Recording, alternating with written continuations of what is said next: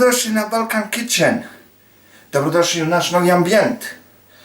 Dobrodošli, nalazimo se na Balkanu u našoj specijalnoj kuhinji gdje se pripremaju specijalni recepti.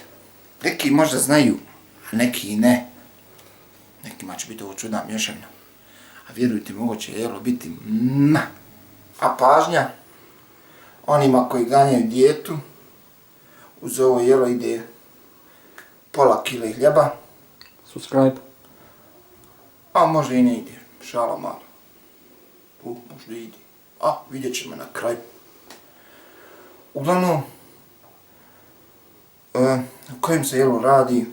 Radi se o jelu koje se može pripremati i za doručak i za večeru. Lagano jelo, to jest tuna sa kečapom i lukom.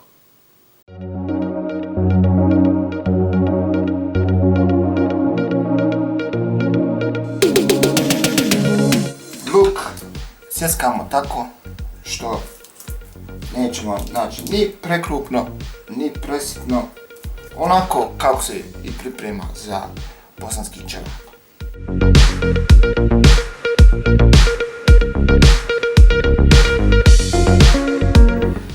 Znači, kada isjeckamo luk, dodamo ga u tanir, dodamo preko toga tunu i onda ide magija kečap. I sve to izmiješamo zajedno i jelo je spremno za objed.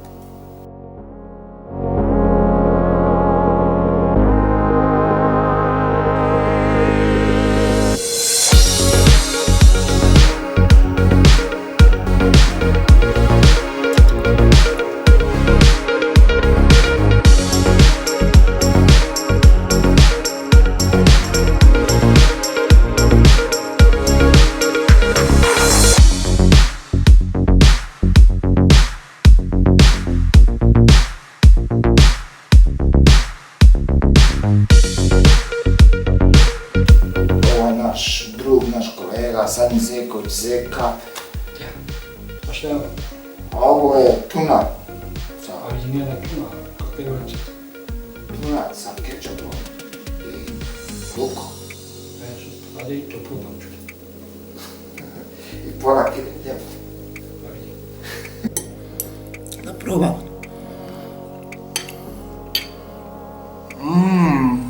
Fantastic.